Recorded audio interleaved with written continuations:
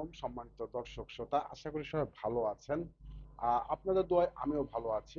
আজকে কিছুক্ষণ আগে একটি লাইভ করতে চেয়েছিলাম, কিন্তু আমি আসলে আমার ডিভাইসের কিছু সমস্যার কারণে কিন্তু লাইভটি বিচ্ছিন্ন হয়ে গেছে। তো আপনাদের সাথে পুরো বিষয়টি কিন্তু আমি এই বিষয়ে আলোচনা করতে চাই। দর্শক, আপনারা যারা জানেন যে কিছু গতবার যখন আহ, অন্তর্বর্তী সরকারের আমলে খুলনার বা মাগুরায় একটি ছেলেকে একটি মেয়েকে ধর্ষণ করা হয়েছিল এবং তাকে বালিশ চাপা দিয়ে হত্যা করা হয়েছিল, শ্বাসরুদ্ধভাবে হত্যা করা হয়েছিল। তো সেইভাবে আমরা দেখতে পেলাম যে আমাদের বর্তমান কিছুদিন আগে 19 দিন আগে মাত্র রামিসাকে ঠিক একইভাবে হত্যা করা হয়েছে। তাকে ধর্ষণ করা হয়েছে, তাকে তার গলা কেটে হত্যা করা হয়েছে। আর রাজনৈতিক ভাবে তো অনেক নেতাকর্মীকেই জীবন দিতে হচ্ছে প্রতিনিয়ত। তাহলে আমরা দেখতে পাচ্ছি যে ক্রমেই কিন্তু বাংলাদেশে হত্যার যে একটা প্রচলিত যে রয়ে গেছে, মানে বাড়তেই আছে, বৃদ্ধি হতেই আছে, প্রচলিত ভাবে কিন্তু বৃদ্ধি হতেই আছে। হত্যা, হত্যা, ধর্ষণ, এই দুইটি অপরাধ কিন্তু অতিরিক্ত বেড়ে গেছে। আর মাদক, মাদক তো আছেই। তো মূল সমস্যা হচ্ছে যে মাদক, এই মাদক যত দ্রুত এই সমাজ থেকে বিতাড়িত না হচ্ছে, অন্যায়, অত্যাচার, ধর্ষণ এবং হত্যা খুব তাড়াতাড়ি বাড়ছে। এই জিনিসটাই আমরা লক্ষ্য করে দেখতে পাচ্ছি। আমি স্বরাষ্ট্রমন্ত্রী সালাউদ্দিন আহমেদকে শ্রদ্ধার সাথেই বলতে চাই, আহ, উনি এই রামেশা হত্যার কিছুদিন পরেই উনি একটি কথা বলেছিলেন যে আমরা মধ্যযুগে যেতে চাচ্ছি না। তো আমি স্বরাষ্ট্রমন্ত্রীকে সামান্য কিছু দু একটি বিষয় আমি একটু স্মরণ করিয়ে দিতে চাই।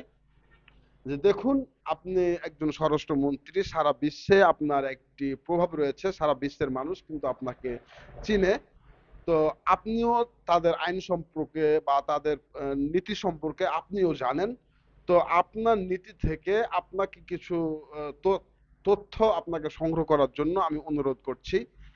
যে আপনি যাদেরকে মধ্যযুগী আইন বলছেন, আজকে ওই সব কান্ট্রিগুলোতে আপনি একটু খোঁজ নিয়ে দেখেন, একটু তদন্ত করে দেখেন যে তাদের একটা রাস্তার পাশে যদি একটি দোকান থাকে, তো ওই দোকানকে তারা বন্ধ না করে তারা যদি নামাজে চলে যায় বা কোথাও চলে যায়, কিন্তু সেখান থেকে দোকানটি কিন্তু চুরি হয় না। কেন? তাদের আইনে রয়েছে, চোরের হাত কাটার আইনটি রয়েছে। এবার আসুন, ধর্ষণ, ধর্ষণ, ধর্ষণ কিন্তু হয় না। ধর্ষণ হলে তার কিন্তু একটি বিচার রয়েছে। আমরা এখন পর্যন্ত, আমার 43 বছর বয়স হয়েছে, তাতে আমি এখন পর্যন্ত শুনি নাই যে সৌদি আরবে বা মিডল ইস্টে কোনো ধর্ষণ হয়েছে। আমি এখন পর্যন্ত শুনি নাই। তারপরে আসেন আপনার হত্যা। যদি কোনো ব্যক্তি কাউকে হত্যা করে, তাকে তার হত্যা করতে হবে। এই আইনটি কিন্তু সৌদি আরবে রয়েছে। তাহলে দেখুন, আমি অনেক দিন যাবৎ কিন্তু আমি লক্ষ্য করছি যে সৌদি আরবে এখন পর্যন্ত কোনো হত্যা হচ্ছে না। যদিও কিছুদিন আগে একজন বাঙালি একটি লোক, কিছু লোককে হত্যা করেছে, একটা লোককে হত্যা করা হয়েছিল। তো সে বাঙালিকে হত্যার জন্য তারা প্রস্তুতি নিয়েছে। এবার আপনার যারা যদি কোনো ক্ষেত্রে যদি কোনো হত্যাকারী বা যে কোনো ব্যক্তির পাশে যদি কোনো ব্যক্তি মারা যায়, তো ওই ব্যক্তিকে আটক করা হয়, তার ফিঙ্গার প্রিন্ট নেওয়া হয়, তার কোনো কোনোভাবে এই হত্যার সাথে সে জড়িত আছে কিনা, তার সংশ্লিষ্টতা পাওয়া গেছে কিনা, এই বিষয়টা নিয়ে কিন্তু তারা তদন্ত করে। তাহলে আপনি দেখুন লক্ষ্য করে যে আপনার বাংলাদেশে আপনারা আজকে 54 বছর আপনারা রাষ্ট্র পরিচালনা করছেন, আওয়ামী লীগ এবং বিএনপি আর এরশাদ, এই যে জাতীয় পার্টি, এই তিনটি দল আপনারা 54 বছর রাষ্ট্র পরিচালনা করেছেন। জামাতকে আমরা এখন পর্যন্ত দোষারোপ করতে পারছি না, কারণ তারা এখন পর্যন্ত ক্ষমতায় আসেন নাই।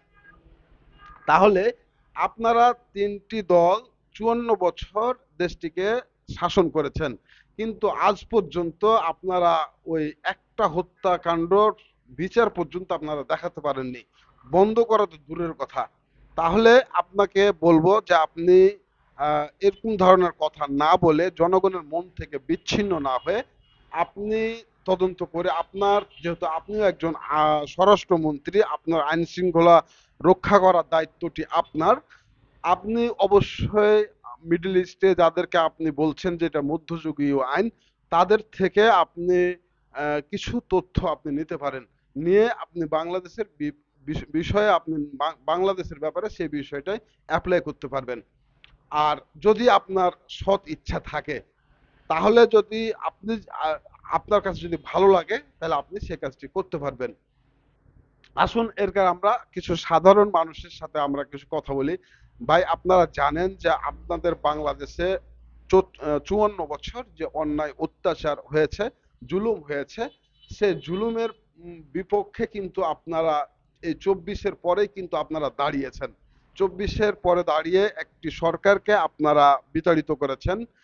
আর আরো কিছু, আরেকটি সরকার এখন এসেছে। আপনারা সরকারের উপরে অবশ্যই চাপ সৃষ্টি রাখতে হবে। কারণ যে কোনো অপরাধ যদি আপনারা সরকারকে চাপ সৃষ্টি করেন, তাহলে কিন্তু সরকার কাজ করার সুযোগ পাবে বা সরকার আগ্রহী হবে। আর আপনারা অবশ্যই সচেতন থাকবেন। আইন শৃঙ্খলা, যারা আইনজীবী রয়েছেন, তারা কোনো মিথ্যা একটা সত্য ঘটনাকে আপনার সামান্য কিছু টাকার কারণে আপনার ভোগ বিলাসিতার জন্য আপনি মিথ্যাকে কখনো সত্য হিসাবে প্রমাণিত করার চেষ্টা করিয়েন না। আপনি সত্যকে কখনো মিথ্যা প্রমাণিত প্রমাণিত করার চেষ্টা করিয়েন না। যদি আপনারা এই কাজটি করেন, তাহলে কিন্তু আপনাদের এই দুনিয়াতেও লাঞ্ছিত ভোগ করতে হবে, ওই দুনিয়াতেও আপনাকে লাঞ্ছনা ভোগ করতে হবে। আপনি হয়তো বুঝতে পারছেন না, কিন্তু আপনার যে অপরাধগুলো, কোনো অপরাধ যদি কেউ করে, তার সাথে সাথে একটা বিচার হয়ে যায়, হয়তো আমরা টের পাই না। তো দর্শক, আপনারা যারা আছেন অবশ্যই আপনারা সচেতন থাকবেন। আইন আইন শৃঙ্খলা বাহিনী বলবো, আপনারা ঘুষ না খেয়ে, আপনারা লাখ লাখ টাকা ঘুষ না দিয়ে, চাকরি না নিয়ে আপনারা অন্য একটি কর্ম করেন করেন তাও আপনাদের জন্য ভালো। দর্শক, আমরা এখন কথা বলতে শেষ পর্যায়ে আছি। আর বেশিরভাগ আপনারা যারা আছেন, আপনাদের এলাকায় যারা মাদক নিয়ে কাজ করছে, তাদেরকে আইন শৃঙ্খলার বাহিনীর কাছে আপনারা ইনফরমেশন করুন। আমরা অনেকভাবে তথ্য পাচ্ছি যে আইন শৃঙ্খলা বাহিনীকে তারা অনেক টাকা ঘুষ দিয়ে তারা কিন্তু এটাকে তারা এই বিজনেসকে তারা অব্যাহত রেখেছে বা রানিং কন্টিনিউ করে যাচ্ছে। আপনারা আইন শৃঙ্খলা বাহিনী এই কাজটি করবেন কিনা, এটি আপনারা চিন্তা করে দেখুন। দর্শক, আজকে এখানে শেষ করছি, পরে দেখা হচ্ছে পরে কোনো ভিডিওতে। আল্লাহ হাফিজ।